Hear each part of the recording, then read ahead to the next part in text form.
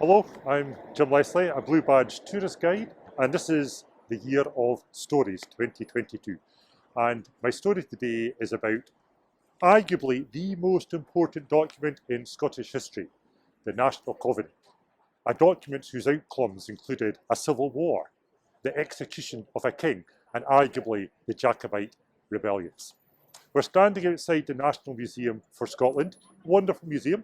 About 10 years ago, it had a £47 million refurbishment to create the Museum of Scottish History and Archaeology. This is a treasure trove of Scottish history. Amongst the many exhibits are the Maiden, an early Scottish guillotine, the Lewis chessmen, a set of ivory chess pieces dating back to the Vikings in the 12th century, artefacts belonging to Mary, Queen of Scots, and other Scottish monarchs, and Dolly the sheep, the world's first cloned mammal. But the item I'm going to show you today is one of the most unusual and one of the most gruesome in the museum. So follow me and we'll go inside. This rather frightening mask was a disguise worn by a man called Alexander Pedin, and it's a tale of religious conviction, rebellion, and uprising. Alexander Pedin was a preacher who wore this mask as a disguise whilst preaching to large groups, hundreds of worshippers. It's made of fur and fabric. The hair and the beard are real human hair. So why would a man of God, a preacher, need to wear such a gruesome disguise? Well, the answer lies almost 100 years previously, at the time of the Scottish Reformation. The Reformation was a time of spiritual upheaval across Europe. The Catholic Church was viewed as corrupt. It was fabulously wealthy, yet the archbishops and bishops had mistresses. They had illegitimate children. They sold indulgences, a shortcut into heaven. Attempts to reform the Catholic Church failed, and the result was the establishment of the Protestant Church, which in Scotland took the form of Presbyterianism, a system of worship with no hierarchy, no bishops, no archbishops. This was done very much at odds with the monarch of the time, the Catholic Mary, Queen of Scots. For the next 100 years, the issue of who dictated religious policy, whether it was the church or the state, was a matter of great contention and one that was going to cause much turmoil. The decision to rid the church of bishops and archbishops was not a popular one with the monarchy. Kings like bishops. If they can appoint bishops, they can control the people. King Charles I, he came to Scotland for his coronation in 1633, having been crowned in London 8 years previously. Charles tried to introduce a form of Protestantism called Episcopalianism. Based on the Church of England, the Anglican system, this had a hierarchy of bishops and archbishops. Charles was determined to introduce this form of worship into the Church of Scotland, very much at odds with the Kirk, the Scottish Church. We're now going to move on to one of Edinburgh's other famous buildings, and we can find out what happened next. We're standing outside St Giles Cathedral. This building has played a critical part in so many parts of Scottish history. John Knox, the great religious reformer, was the minister here in the 1550s. But its most important incident came during the time of King Charles I. In 1637, Charles I had reintroduced bishops.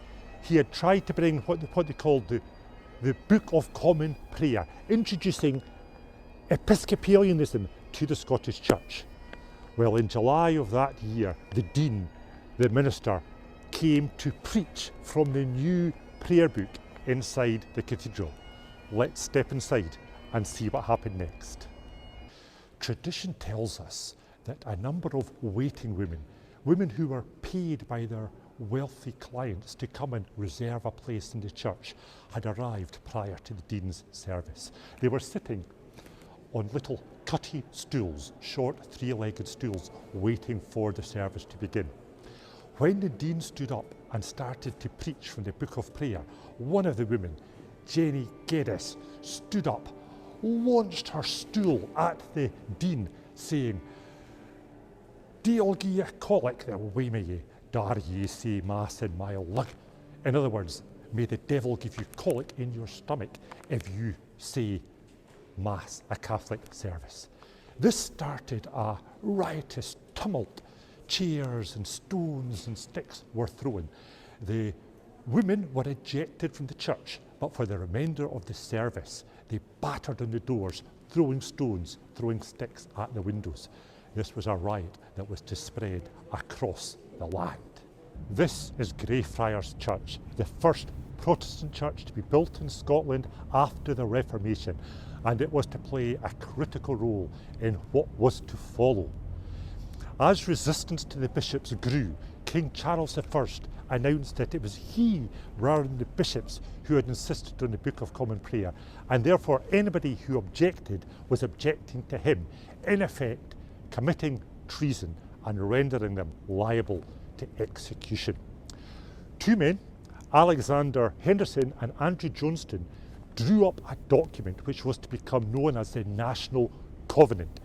The Covenant was a promise to uphold Scotland's religion, but also to recognise the rule of law of the king. Those two were not always going to be able to be matched up.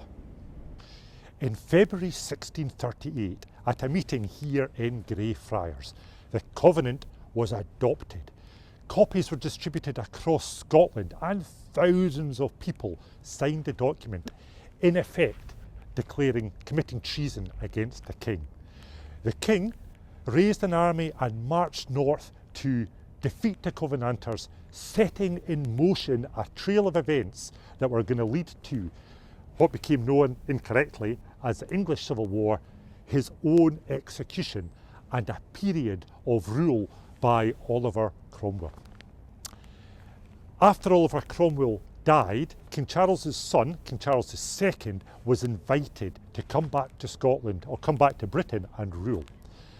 To get the support of the Covenanters, he reluctantly signed a covenant promising to uphold the right of the Church of Scotland. King Charles II, however, went back on his word. He renounced the covenant and a period of fierce repression began. Over 350 ministers were ejected from their manses, from their churches, for showing sympathy for the covenant. People who were expected to sign an oath of allegiance to the king, if they didn't, they could be executed. They could be sent to the colonies. This was known as the killing times.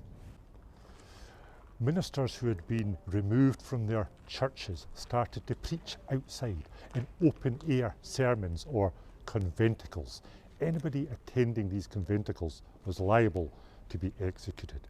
Many Covenanters were rounded up and held in deplorable conditions here at Greyfriars in what was to become known as the Covenanters' prison. Alexander Pedden, just one of the many people who were to suffer terribly under a harsh monarch. He spent 11 years hiding in caves, preaching in this mask before being captured by government troops. He spent 4 years exiled on the barren Bass Rock in the middle of the River Forth. Plans to exile him to Virginia in America backfired when a sympathetic captain let him come ashore and he returned to Scotland, where he continued to preach. After his death at the relatively young age of 60, he was buried, and vengeful government troops who had been unable to hang him whilst he was alive dug up his body and buried it beneath the gallows at Cumnock. Pedden, just one of the many Scots to die for their faith.